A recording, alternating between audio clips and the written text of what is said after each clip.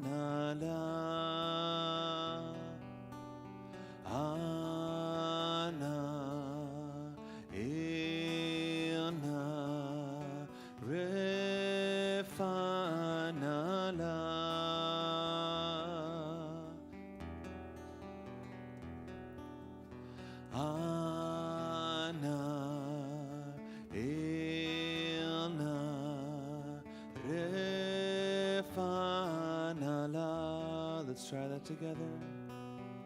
Ana elna refanala.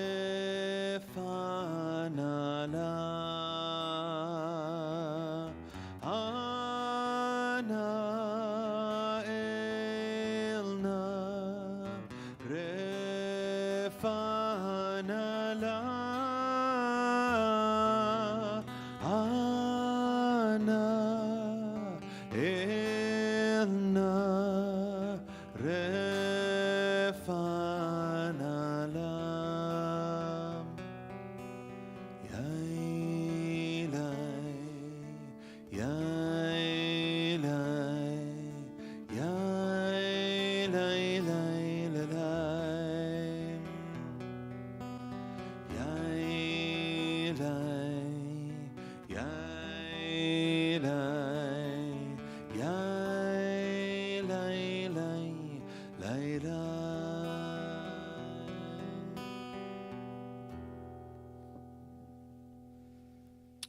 Shabbat Shalom. Welcome to Congregation Micah. I'm Rabbi Flip. That is Cantor Josh Goldberg. We will hear from Rabbi Lori and others as well this evening. I have a written thing, but I'm just touched that so many of you are here this night. I think it's a powerful statement of bravery and of faith. 1 week ago, we were in this sacred space. Many of you were here, and we danced in celebration. And tonight we gather to welcome Shabbat, as we always do, and it's really sadness and outrage and a lot of fear and anxiety, combined with really a whole multitude of emotions that we are experiencing, and it's because Israel is at war. And you should know that there are several people in this room across the world that have called Rabbi Lori and I, Cantor Josh, have come by our community with cookies and have offered their support, various religious traditions and leaders and faiths and political figures and other community leaders. And it's touching and it helps. And we find comfort here at Congregation Micah also with one another. And we send the support that we offer each other eastward towards Jerusalem and towards the Holy Land this evening especially. After the return of the exile of the Jewish people during the Second Temple period, there were two Jewish centers. There was Israel and there was Babylon. So the rabbis, they were smart. They devised this notion that the destiny of Am Yisrael, the destiny of the Jewish people, everywhere, bound us together. and that we were in fact responsible for one another. And so a colleague, Rabbi Angela Buchdahl, points out that today there are 8 billion people or so in the world. And Jews make up only like 0.2%, like 15 million souls. Like approximately 7 million live in Israel, and another 7 in America. And then there's only 1 million Jews everywhere else in the world. And for the first time since that period, in our time, there are again 2 centers. There's Israel and there's America. And increasingly, these 2 centers have trouble understanding one another. We interpret and express our Judaism very differently. We literally speak different languages. As a minority, people here, especially in Davidson, Williamson County, and really throughout the United States, we were politically frustrated. And that further strained our relationships in this past year with Israel. And so what still binds us with Am Yisrael? What holds us together? Tonight we are going to hear from some Micah Israelis, and we're going to hear from some Micah family that is in Israel, and we're going to bless a baby. We're going to hear from American and Israeli leadership, and we're going to put hope on display in some ways. And so I'm going to start by telling you a story. It's from the Talmud. It goes like this. There were conjoined twins, and they come before the great King Solomon to argue for a double portion of inheritance. And Solomon has to determine, are they one body with 2 heads, or 2 people who are sharing one body? And so King Solomon devises a test. Pour boiling hot water on one of the heads, and if the other cries out, then you know they are indeed one soul. It's sort of a cruel test. This is the same Solomon who proposed chopping a baby in half to determine its real mother. So there is something profound in this teaching, because we are being tested on how we will respond to the suffering of our other head. It is not a theoretical question right now. Our brothers and sisters in Israel are crying out in pain, and we share their pain. And we create a space tonight to be together and to feel and to connect and to shed some light on the darkness. So we're going to invite all of you who have ever traveled to Israel, either with us or anybody, to please join us on the pulpit to kick us off by lighting our Shabbat candles.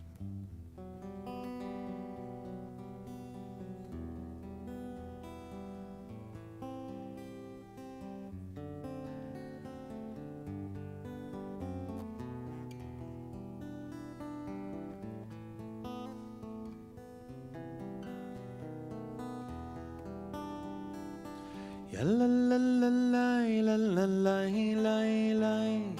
Ya la la la la la la la la la. Ya la la la la la la la la la. Ya la la la la. Baruch atah Adonai Eloheinu melech haolam אשר קידשנו במצוותיו וציוונו להדליק נר של שבת.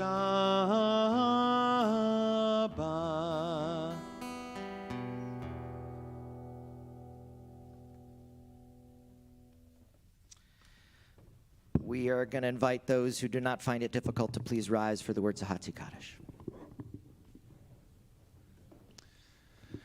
יתגדל ויתקדש שמי רבה בעלמא דברה חירותי וימליך מלכותי בחייכון וביומכון ובחיי דכל בית ישראל בעגלה ובזמן קריב ואמרו אמן יהי שמי רבה מבורך לעולם ולעולמי עלמיה יתברך יתברך וישתבח ויתפאר ויתרומם ויתנשא ויתהדר ויתעלה ויתהלל שמי דקודשה בריחו לעילה מן כל ברכתה ושירתה תושבחתה ונחמתה דמירן בעלמא ואמרו אמן.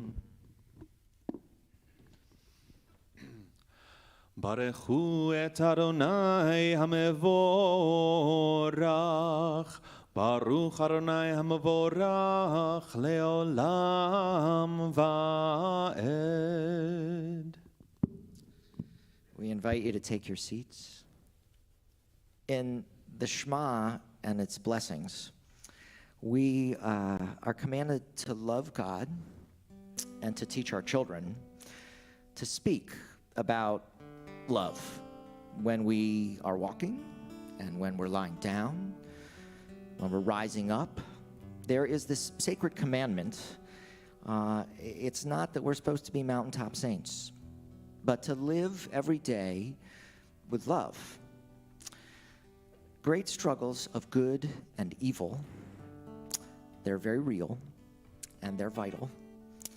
And in the end, they matter so that learning and tenderness and love do not end with us. So we sing now the watchword of our faith, a song sung throughout the ages that comes and connects us with the past and the present, the future. Jews of all place and all times. Baruch atah Adonai, ohev amo Yisrael.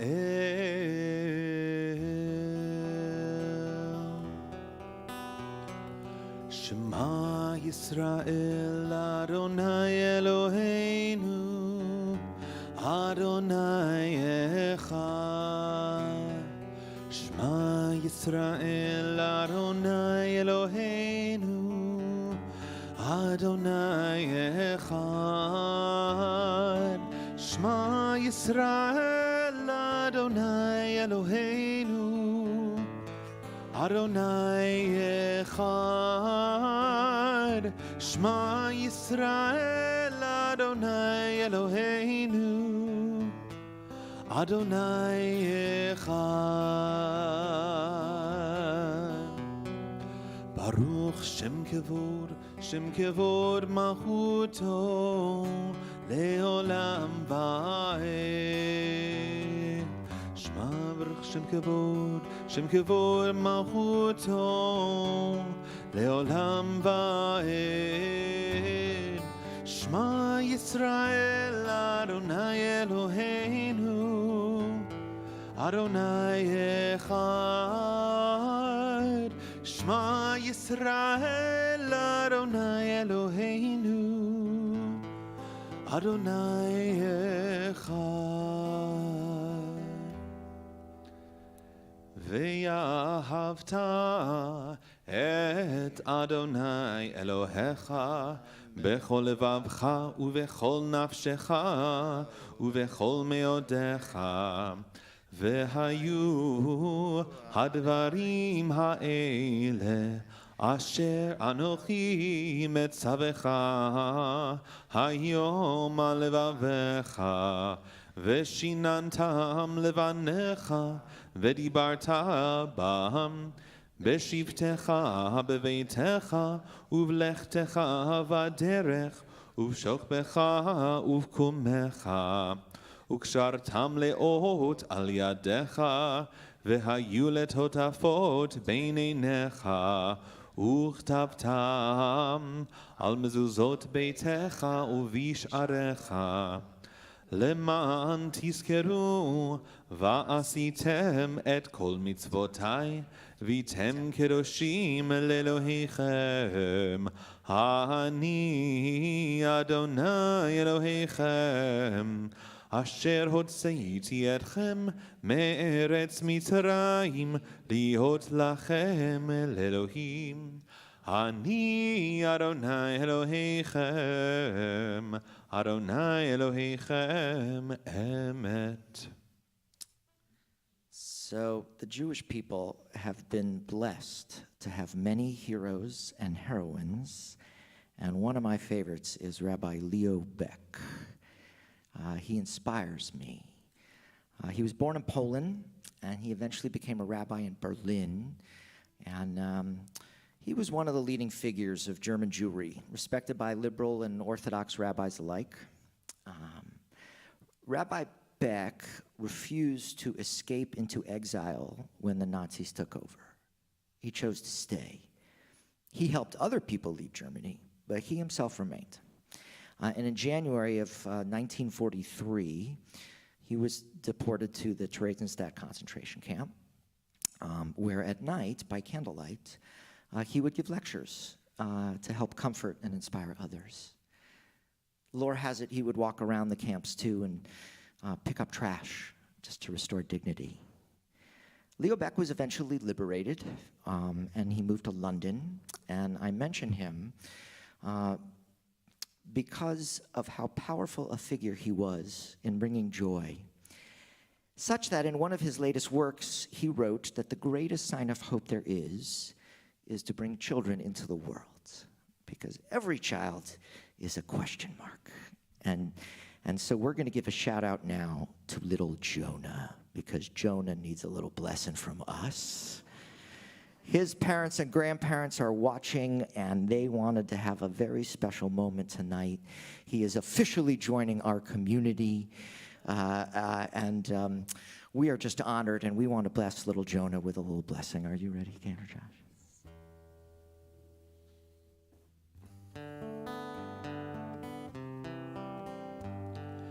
יברכך אדוני וישמרך, יאר אדוני פניו אליך ויגונך, יישא אדוני פניו אליך וישם לך שלום. שלום, שלום, ישם לך שלום, שלום, וישם לך שלום, שלום, שלום, ישם לך שלום, שלום, ישם לך שלום, שלום, וישם לך שלום.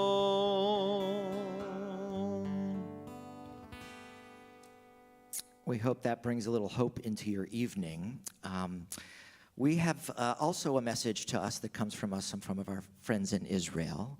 And so I was meeting with Julie Greenberg, our education director, today, because on Sunday morning, most of the faces that will be sitting out in your seats will be children.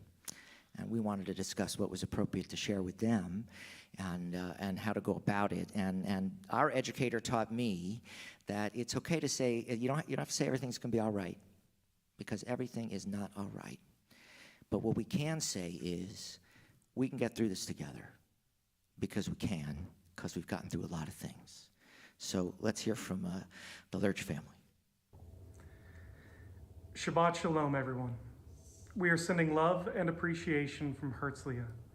It has been a tough week, but we are safe and supported. We grieve with our neighbors for the loss of life that has occurred and the sons and daughters who are engaged in combat. We feel fortunate to be here in a connection to the land.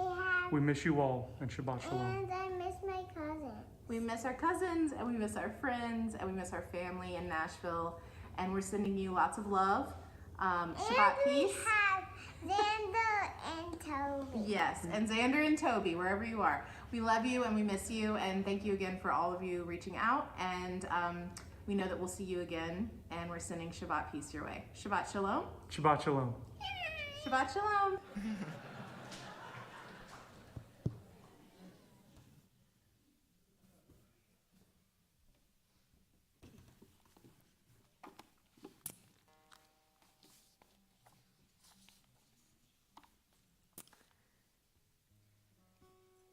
So, a beautiful Hasidic teaching by Rabbi Abraham Joshua Heschel says that there are 3 ascending levels of mourning, with tears, which is the lowest, with silence, which is a bit higher, and with song, which is the highest.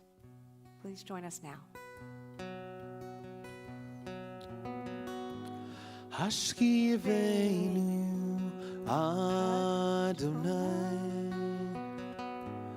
Eloheinu leshalom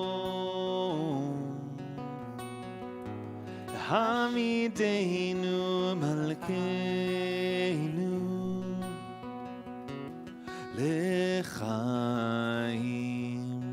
Let's try that.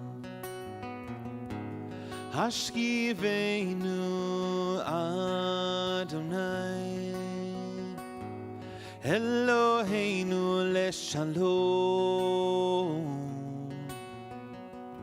V'hamidenu malkeinu lechaim. Spread the shelter of your peace over us.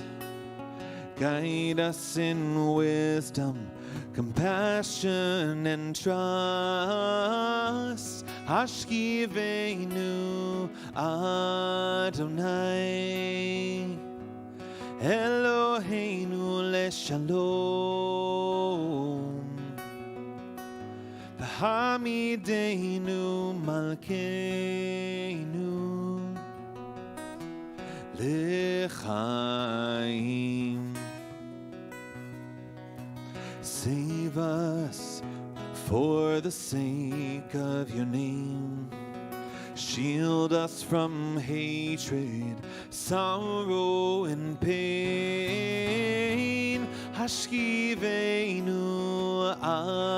Adonai Eloheinu leshalom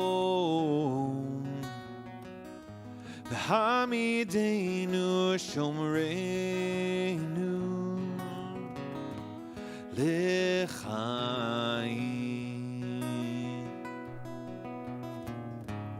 Hashkivenu Adonai Eloheinu leshalom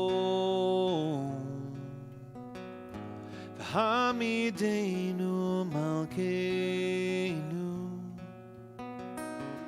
lechaim.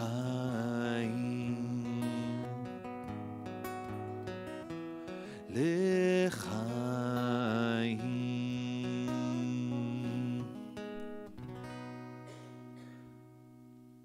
I invite you to please rise for the words of the Amidah.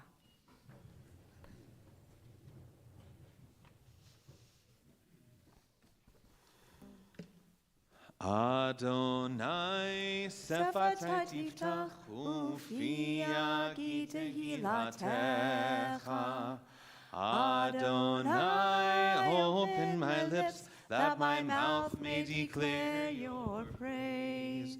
Baruch atah Adonai, Eloheinu v'Elohei avoteinu v'imoteinu, Elohei Abraham, Elohei Yitzchak, v'Elohei Yaakov, Elohei Sarah, Elohei Rivka, Elohei Rachel, v'Elohei Leah. Ha'el Hagadol, Hagibor v'Hanora, El Elyon, Gomel Chasadim Tovim, V'Konei Hakol, V'Zocher Chasdei Avot v'Imahot, U'Mevi Geula Livnei V'neihem, Lema'an Shemo Be'ahava, Melech Ozer U'Moshia U'Magen, Baruch Atah Adonai, Magen Avraham, Bezrat Sarah.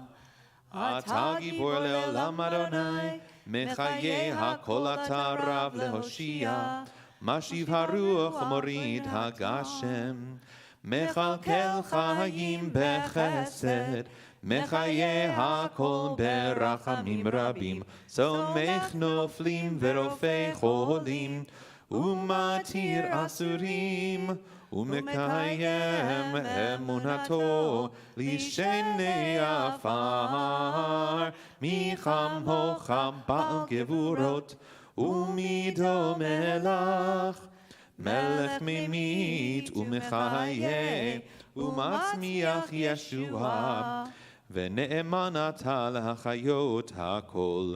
ברוך אתה אדוני מחיה הכל. אתה קדוש ושמך קדוש, קדושים בכל יום יהללוך סלה. ברוך אתה אדוני האל הקדוש. Please take a few moments for your own silent prayer, meditations of the heart, and find your seat when you're ready.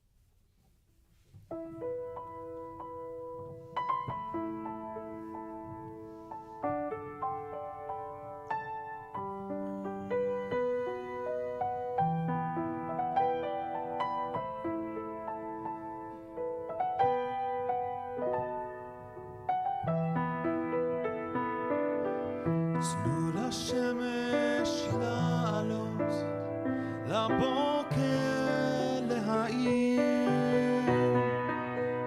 חזקה שבתפילות אותנו לא תחזיר, מאשר קבע נרו ובעפר נזמן, בחימר לא יאירו, לא יחזירו לך. איש אותנו לא ישיב, מבור תחתית אפל, כאן לא יועילו, לא שירי הניסתחון ולא שירי הלל. לכן רק שירו שלום, אל תלחשו נפלה. לכן רק שירו שלום, בצעקה גדולה.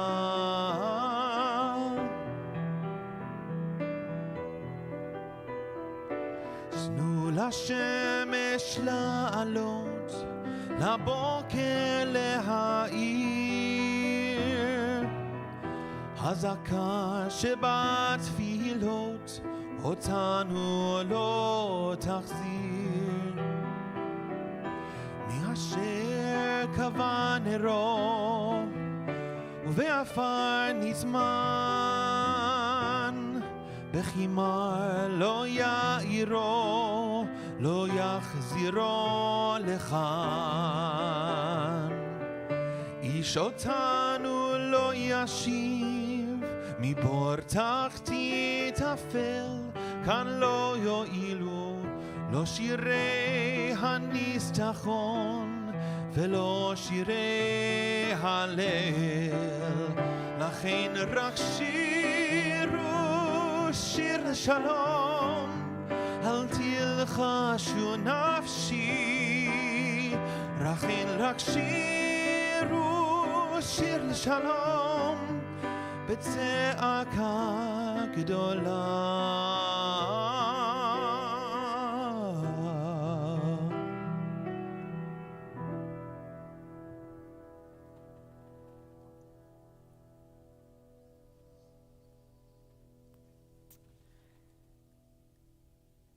There is a Jewish teaching that gives me great strength during horrific times like the one we are experiencing right now. It stems from the powerful story of creation, which is our Torah for this week. You all know the story as it's presented in Genesis. The world is a garden, idyllic and beautiful. Human beings are placed in the garden in order to care for it, but they're weak-willed and they're prone to temptation. So they disobey God's instructions, they eat the forbidden fruit, and they're cast out of paradise. Forever after, they and their descendants will live in a world of toil and struggle and pain. That's the Torah's original story, the Bible's original story of how things went so disastrously wrong in the world. And we ended up with so many problems. Everything started out just fine, but human beings are flawed and prone to sin, and we messed things up, and now we're stuck with the mess. And that primitive story cast human beings as both the villains and the victims in a drama of good and evil. The story became especially significant for Christianity, which found in Jesus a Savior who could rescue believers from the power of sin, which they were powerless to resist on their own. Judaism developed another radically different creation story. It emerged in the city of Sfat in the 16th century, the work of Rabbi Isaac Luria, called the Ari, the lion. And here is his tale, the Lurianic creation myth, so called because, like every myth, it conveys important lessons about our place in the cosmos. At the beginning of time, God's presence filled the universe. And when God decided to bring this world into being, to make room for creation, God first drew in God's breath, contracting God's self. And from that contraction, darkness was created. And when God said, "Let there be light," the light that came into being filled the darkness. And 10 holy vessels came forth, each filled with primordial light. And in this way, God sent forth those 10 vessels like a fleet of ships, each carrying a cargo of light. Had they all arrived intact, the world would have been perfect. But the vessels were too fragile to contain such a powerful divine light. They broke open, they split, and all those holy sparks were scattered like sand, like seeds, like stars. Those sparks fell everywhere, but more fell on the Holy Land than anywhere else. And that is why we were created, to gather in the sparks, no matter where they are hidden. And when enough holy sparks have been gathered, the broken vessels will be restored, and Tikkun Olam, the repair of the world, will finally be complete. And so it's to be the aim of everyone to raise these sparks from wherever they are imprisoned and to elevate them to the holiness by the power of their soul. That's the story. And what is the significance of this radical reworking of the creation myth? It tells us that the world is not paradise. It is not perfect and idyllic. And boy, are we ever so aware of that. But neither is it a place of unrelieved sinfulness and pain. The very fabric of the universe is embedded with points of light. Fragments of light are buried even in the most shadowy and gloomy corners of the cosmos, waiting for us to discover and redeem them. We are the instruments of redemption, created to act as God's agents of justice and love. And that story has taught the Jewish people, with our old and world-weary eyes, to look straight into the heart of darkness, but to fear no evil. Because we are not helpless, and we are not alone. We are the carriers of a mission and a message that refuses to die. For every twisted, damaged soul who spews darkness and hatred into the world, there are scores of others who breathe out kindness and respect and care. So what should you do if you are anxious and angry and heartbroken and helpless at this moment? You should think about what it means to cherish life in the face of so much death. Imagine yourself right now standing on the frontier between darkness and light and realize that everything you do will tip the scales in one direction or another. Take a lot of deep breaths. Your body is going to need the oxygen to stay calm, and your spirit will need that strength. I'm going to tell myself that as well. One thing we absolutely can also do is give. Give to a plethora of organizations supporting Israel in a variety of direct and meaningful ways. We'll talk about that again in a little bit. And think about these words from our Torah. Acharei mot kiddoshim, which means after death, holiness. Adopt for yourself the personal motto, because I think it is the motto of the Jewish people and of all people who are hungry for goodness and a better world. After death, let us create holiness. Let us dedicate ourselves to finding the sparks in the light, and in the heart of the darkness, let us lift up that light. I'd like to take names for those who are in need of healing on this Shabbat.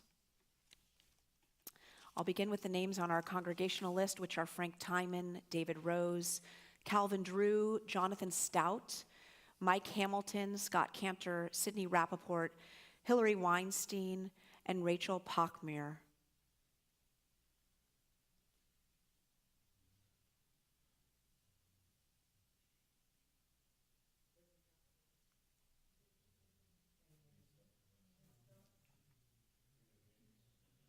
Mark Hamilton.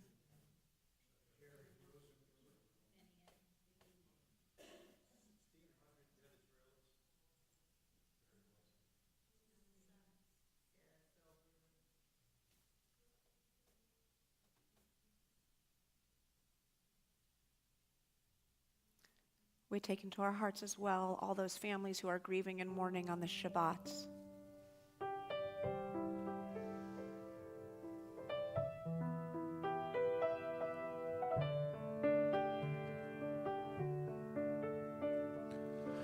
רפאנו אדוני ונרפא,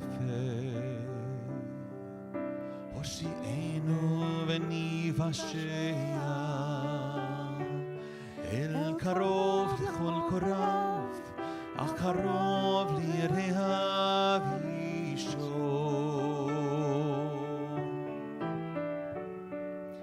We pray for healing of the body. We pray for healing of the soul, for strength of flesh and mind and spirit. We pray to once again be whole. El Narefana. Oh, please heal us now. Refuat ha-nefesh, refuat ha-guf, refuat shelema, heal us now, heal us now.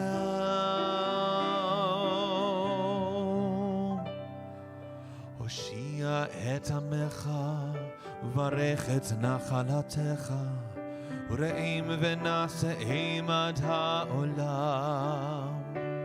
מי שברך אבותינו, מי שברך אמותינו, ענה אדוני הושיענה. We pray for healing of our people.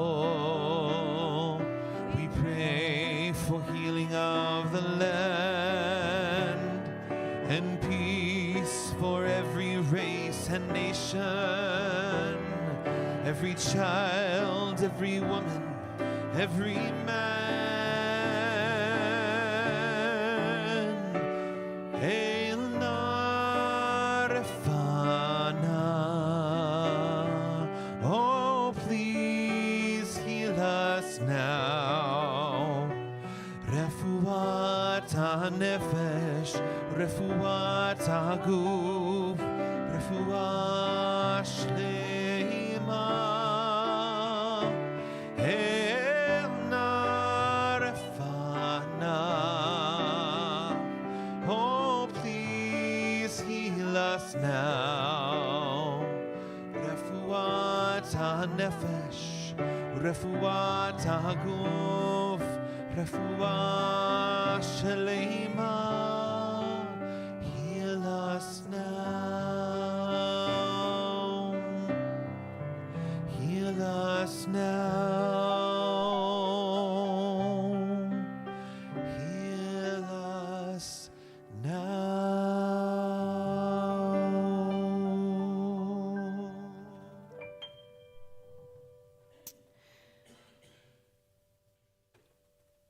This week, our president, President Biden, and Second Gentleman Emhoff, and a number of other key officials gathered together in the White House. The pain in the room was palpable. The president and his team met it with the moral clarity and support we need at this time. President Biden made unequivocally clear that the U.S. stands with both Israel and the Jewish people. His outrage and emotion were obvious as we discuss as a nation the support the U.S. is to provide Israel to defend itself and bring the hostages home. We hear from the our past few president days have been a solemn reminder that hate never goes away. Hold on a second, I used to think you could defeat hate, that you could make it, all it does is go underground. Just goes underground. It doesn't go away. It only hides until it's given a little bit of oxygen. And that's why I've secured the largest ever increase in funding for physical security for nonprofits, including synagogues, Jewish community centers, Jewish day schools. And in May, we released the first ever national strategy to counter anti-Semitism with the input from many of you in this room. Many of you in this room helped write that. It's the most ambitious, comprehensive effort to combat anti-Semitism in American history, in all of American history. And we're aggressively implementing it. But we must all do our part and forcefully speak out against anti-Semitism and push back against the attempts to deny or distort the facts. To make clear, there is no place for hate in America. Not against Jews, not against Muslims, not against anybody.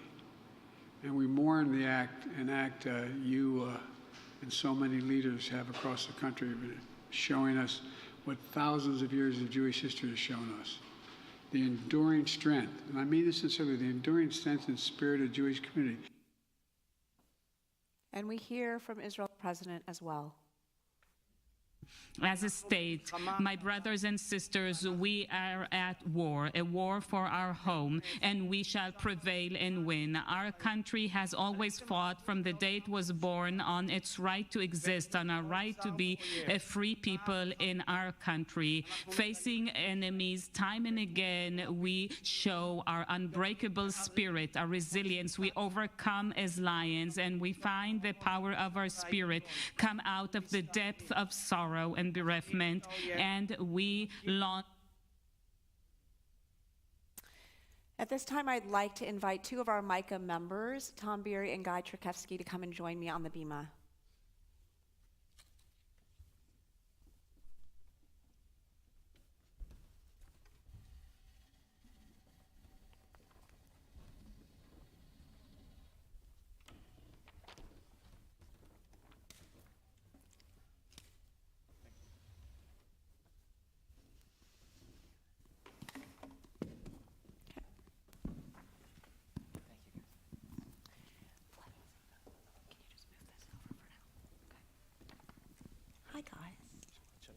Shalom. Shabbat Shalom. Tom and Guy, thanks for being with us tonight. Happy to be here. I have to say they also have the cutest kids. You can't believe it.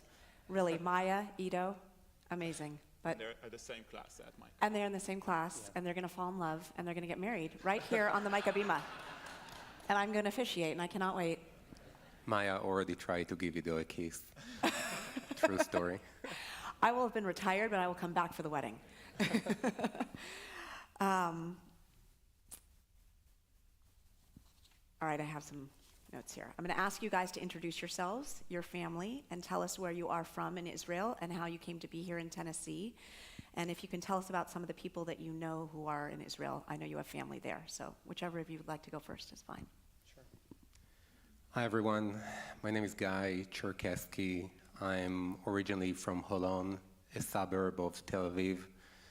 I'm 43 years old, and I moved to Nashville in 2011.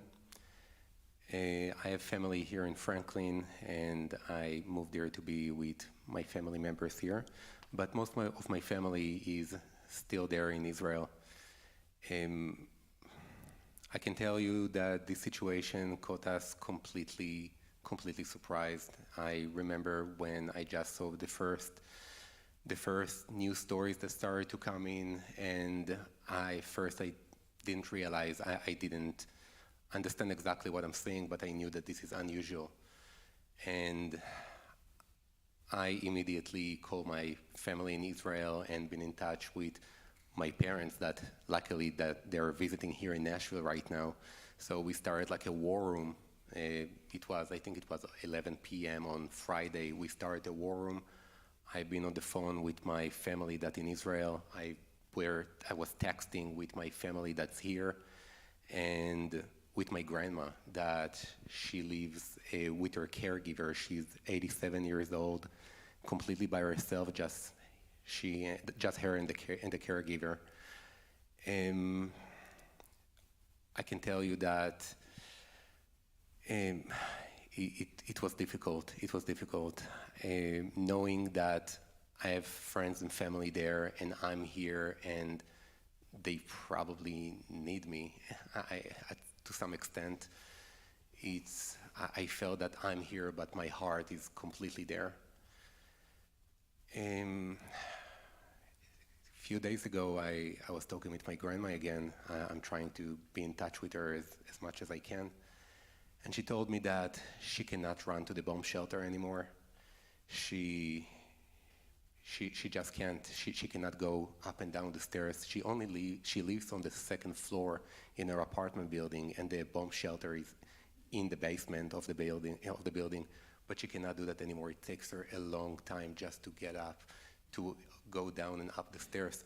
She said that she put a chair outside of her door, and every time that the alarms goes off, she just get outside, sit on a chair, and she said, I'm already old. Whatever happened to me will happen to me, and I would just accept my fate. To hear that from your grandma is something that you don't let go of that. It's something that even now, when I just cannot not think about it every second since then.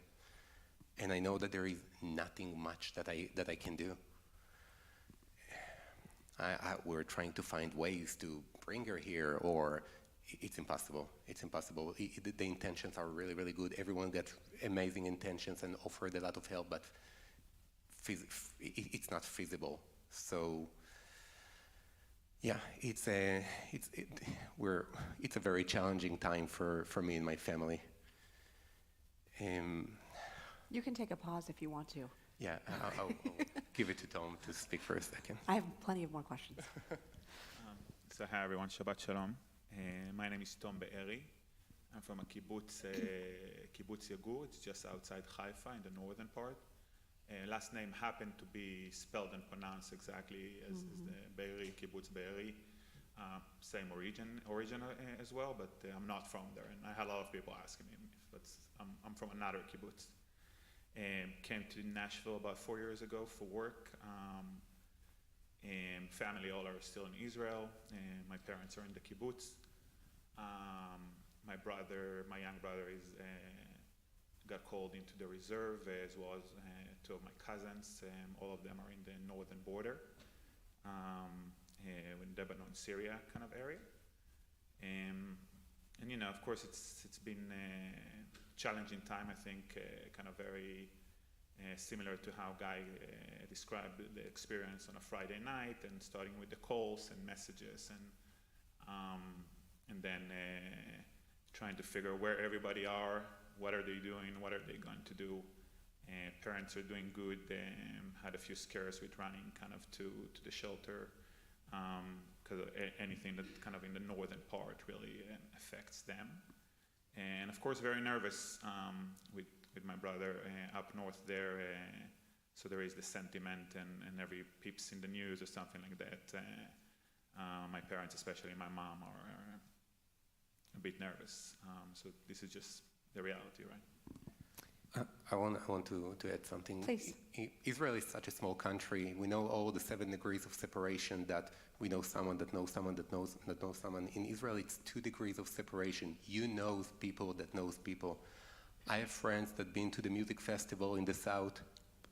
I have friends that their loved ones got affected by that, been held hostages. Uzi, that lives with us here in Nashville, his sister was hostage for 13 hours with 4 terrorists outside their door, and we live those hours moment by moment, not knowing what's gonna be with his sister. It's a community member that we cherish and love, and we felt that moments with him.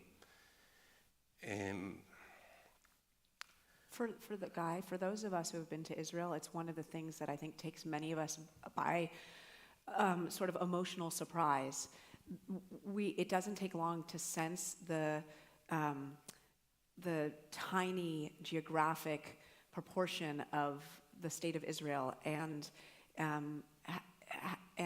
to feel how quickly it is one family. It's a country, but it's a family, a community that I think unless you were there, you can't know that. It's hard to, you have to experience it.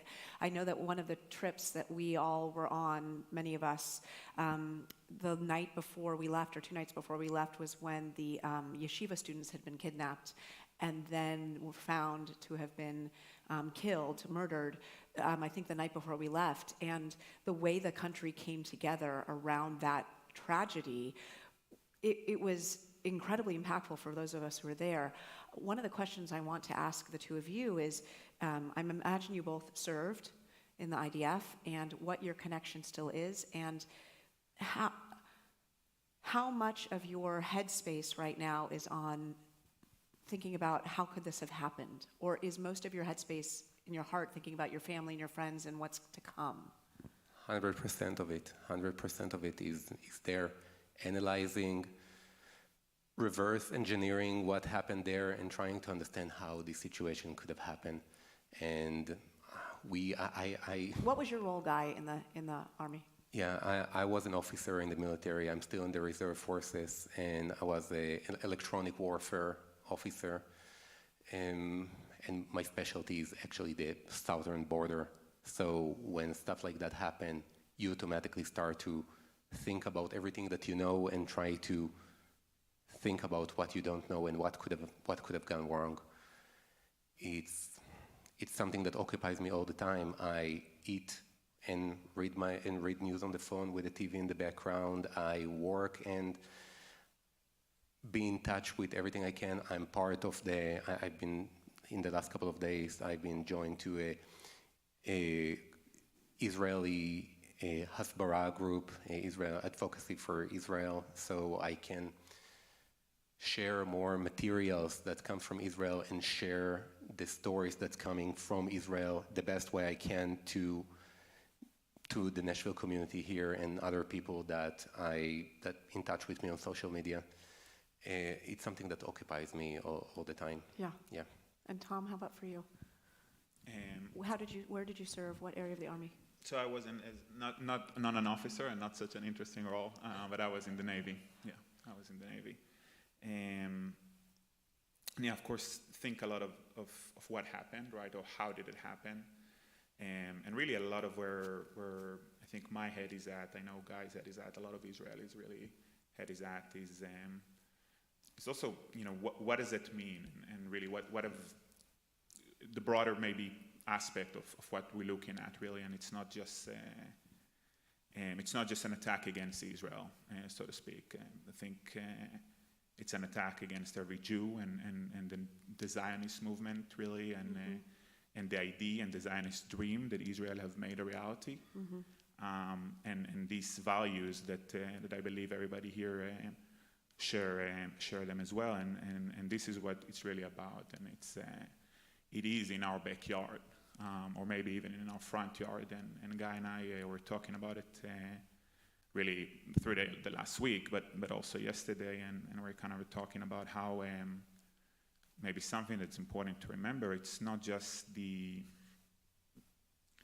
about revenge of the horrors that have happened, right? It's not about let's get back at them for the 1200 or 1300 and probably more the life that we have lost, because two things. One, it would have been more if they could have done more, and I think there is no doubt about it.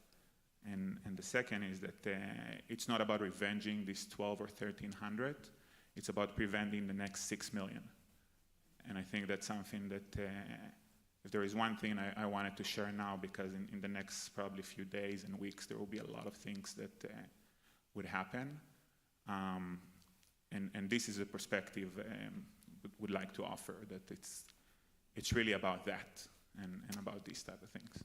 It's a helpful perspective, Guy. I want to hear from you as well, because I was reading that Hamas was not going for a land grab. They were going to massacre Jews. And that's to your point of what you were just saying. Please, Guy. Yeah, I think we should understand that there are intentions and there are capabilities.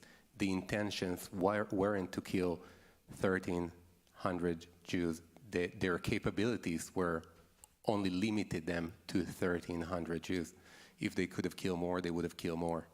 So the intentions are there, not the capabilities, and I think it's important to make sure that there will be no capabilities in the future. I think we're in a pivotal moment in the life of the Israeli nation. I don't think, maybe some of us don't understand that yet.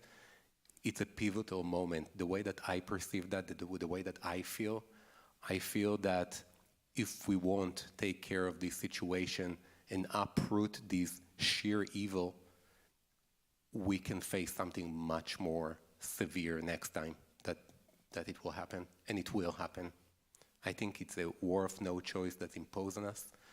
And it's interesting that the way that I understand the situation and the way that, and I talked with Tom in the last few days, the way that we as Israelis understand the situation is not necessarily the way that other people understand the situation. And I think that at sometimes there is there are people got killed in Israel, but there is no but. There is no but. In this situation, there is no but. I don't think that people understand. Some people think that Hamas are representative and the leaders of the Palestinians in Gaza. They're not. I believe that the Palestinian population in Gaza have been abducted by Hamas, and that happened in 2005 or 6, that Hamas took over the Palestinian Authority and executed all the officials. I do think that this time is something completely different. To that end, and I think all of us probably could sit and listen to the two of you share with us until the sun comes up tomorrow morning, and I know we don't have that much time. We would be taking advantage of you if we did. But what else would be helpful for us here as American Jews to know? I mean, you have a room full of mourning, supportive, heartbroken, proud Jews. And aside from donating, and to that end, we do have cards out on our table with a QR code that give you a number of different ways that you can donate, which is a very strong way to participate and give back. And those are also listed on the front page of our website. I got you, Rabbi Flip. It's like giving me the sign back there. What else should we know? I can tell you that I get a lot of phone calls, text messages. People on social media send me DMs and ask, what can we do? How can we help? We want to support Jewish and non-Jewish. Yeah. Reach out and want to help. I believe that the best way to help at this moment is to speak up. I believe that we don't have the privilege to stay neutral. We might gonna lose some Facebook friends because we will speak up, and that's a price worth paying, to my opinion. And I believe that, and by the way, if you want any materials that you can post online, reach out to me. Rabbi Lowry will give you my phone number. Please reach out to me. I'm part of the Hasbara group in Israel, and I will share materials with you that you can use in English. Maybe you don't know, but World Publicists, the ad agency, work with the Israeli governments to make materials, advocacy materials for Israel, and those materials are coming to the Hasbara group's members. So speak up. Thank you, Guy. And maybe you can share some of those with me that I may not already have, and I can have them available for people if they need them. Tell me also, I-24 News, is that, would you say that that's something valuable for folks to follow? It's been kind of what I've been obsessed with, but I don't know if that's helpful. They definitely have a world perspective, and I didn't watch I-24 News lately. There is, if you want to get really good information, there is a Telegram channel in English. I can share that link with you. You get reports hour by the hour, really good detailed. Share it with me and we'll make sure it gets on our website. Absolutely. Really good detailed report that gives a lot of perspective of what's happening. Thank you. And Tom, what would you add, if anything? I don't know if there is much I can add. I second everything that Guy mentioned, and really I think speak up if you can support or whoever can support also financially and donate, of course, but speak up. Also at work, if the workplace have not make a statement, they should. Silence is not okay right now. So speak up and ask your surrounding to speak up as well. So I second everything Guy mentioned. I personally notice everyone that being silent right now, and I will remember every person that I know that chose to remain silent. Yeah. We're here for you, however we can support you and your families, both in the States and in Israel. It is not empty words to say that this is a family. And while you both are relatively, you, Tom, more than Guy, new to the Micah family, or new-ish, just please call on us. We want to be here for you, and we want to be here for Israel, however we can. We look forward to the day that we can travel there again and celebrate all that she is. I don't believe that the Jewish people can be without a Jewish homeland. I just don't think we can. So, Am Yisrael Chai. That's absolutely right. So what we'd like to do at this time is invite everyone to please rise and ask our Israel travelers to come and return so that we can take our Torahs out of the ark for the words of Hatikvah.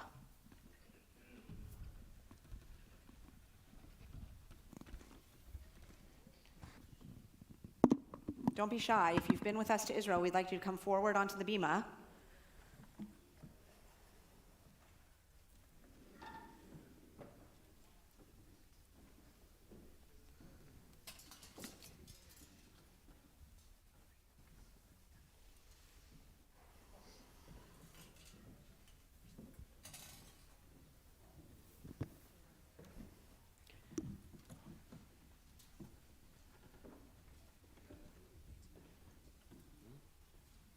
Careful behind you. Yeah, Faith, you can take that off.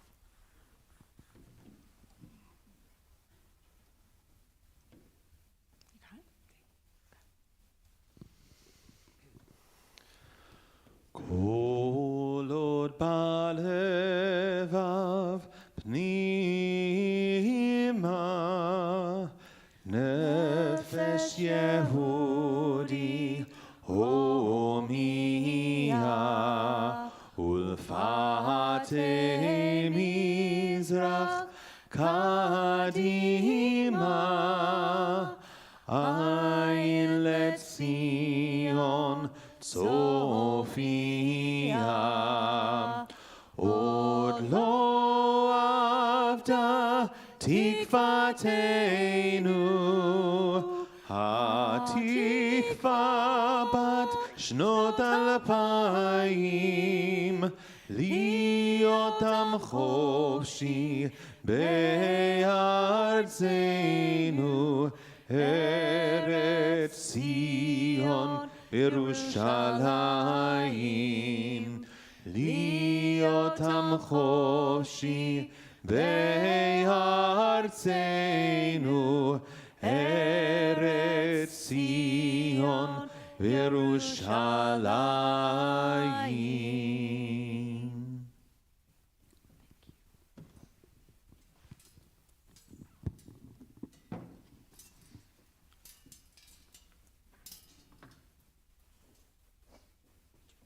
Thank you. Thank you.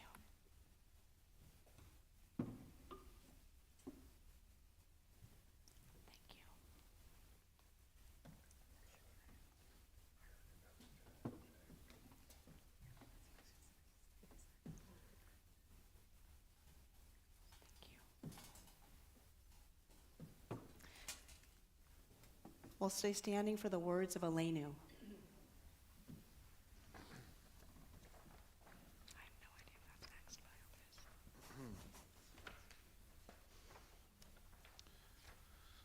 עלינו לשבח לאדון הכל, לתת גדולה ליוצר בראשית, שלא עשנו כגויי הארצות, ולא שמנו כמשפחות האדמה, שלא שם חלקנו כהם, וגור עלינו ככל המונם, ואנחנו קוראים ומשתחווים ומודים לפני מלך מלכי המלכים הקדוש ברוך הוא. ונאמר והיה אדוני למלך על כל הארץ ביום ההוא, ביום ההוא יהיה אדוני אחד, ושמו ושמו אחד.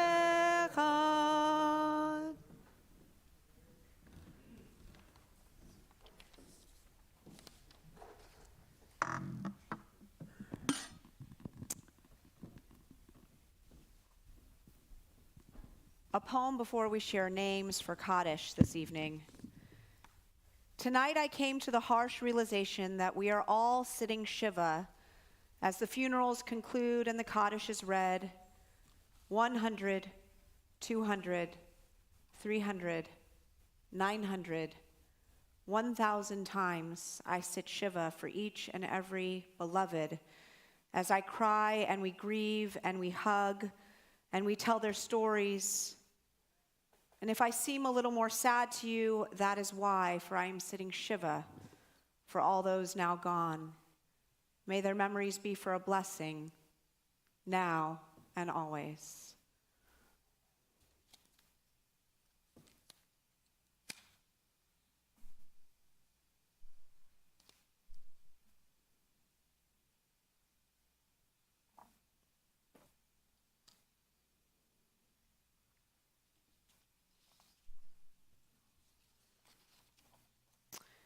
This week we mourn Anita Ray Head, Barbara C. Wiles, Claire Gloria Millis, Elaine Parker, Esther Abram Freeman, Felicita Morales, Harold Bush, Helga Schneider McCaw, Irving Deutschman, Isabel Schulemson, Isaac Rosenzweig, Jacob Weisbarth, Joshua Nathaniel Bastaki, Kurt Egger Sr., Lawrence Solomon, Leah Rabinovitz, Libby Cully, Louis Rosenfeld, Louis Rothkopf Meyer, Martin Abramowitz, Maurice Ocker, Maurice Stein, Morris Frank Schwartz, Myrna Panitz, Pearl Kahn, Phil Jackman, Philip Leviton, Rachel Samus, Robert M. Eskind, Stanton Sirkin, Sylvia Evans.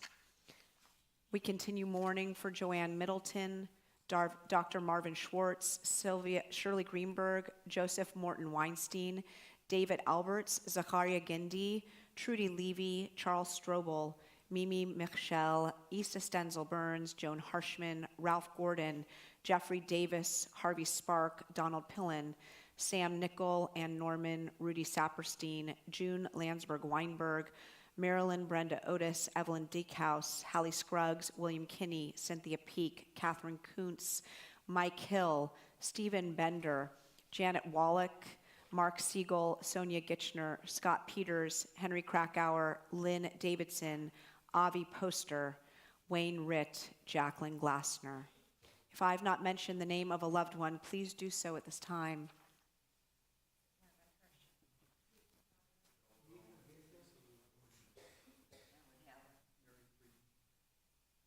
It would take over 13, possibly 15 minutes for me to name the names of all those who lost their lives this week in Israel. And so we collectively mourn their loss with the symbol of this Yizkor, of this Zachor candle. And we recite together, Yitgadal v'yitkadash shemei rabbah, be'alma divra chirutei v'yamlich malchutei, b'chayachon uv'yomechon uv'chayei dechol beit Yisrael, Ba'agala uvizman kari v'imru amen. Yehe shmei rabba mivarach le'olam olmei almaya. Yitbarach v'yishtabach v'yitpa'ar v'yitroman v'yitnaseh. V'yitadar v'yitaleh v'yitalal shmei d'kudusha barichu. Le'ela min kol birchata v'shirata. Tushbechata v'nechamata. Da'amiran be'alma v'imru amen. Hey Shlama Rabba Min Shemaya, V'chayim Aleinu Ve'al Kol Yisrael, V'imru Amen. Osei Shalom B'mromav, Hu Ya'aseh Shalom, Aleinu Ve'al Kol Yisrael, V'imru Amen. As we enter the Shabbat, we remind ourselves of Jonathan Sacks' powerful distinction between two types of forces on his home of hope. Though Israel has had to fight many wars from the very beginning, it sought peace. The Hebrew language has two words for strength, koach and gevurah. Koach is the strength you need to win a war. Gevurah is the courage you need to make peace. Israel has shown both kinds of strength, but peace is a duet, not a solo. It cannot be made by one side alone. If it could, it would have been made long ago. May we soon move from koach to gevurah and respond to the evils and brutality of our enemies with love, respect, and kindness to one another. May it be true in our lifetime. We make Kiddush and Motzi now, and then I'll invite you to please come forward for the words of Oseh Shalom. Baruch atah Adonai Eloheinu melech haolam, borei peri hagafen. L'chaim. Thank you to the Borans for the beautiful challah this Shabbat. Baruch atah Adonai Eloheinu melech haolam, hamotzi lechem min haaretz. Amen. Please, we invite you to put an arm around someone, hold a hand, come to the bima if you'd like to, and let's join together in the words of Oseh Shalom. Yes, you're going to have to sing and eat at the same time because I'm going to pass challah.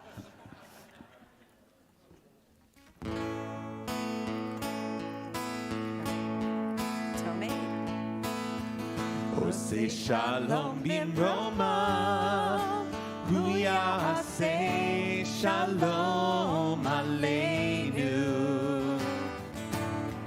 Oseh Shalom bimroma, Hu Ya'aseh Shalom Aleinu. Oseh Shalom bimroma, Hu Ya'aseh Shalom Aleinu. Yaseh Shalom, Yaseh Shalom, Shalom Aleinu ve'al kol Yisrael.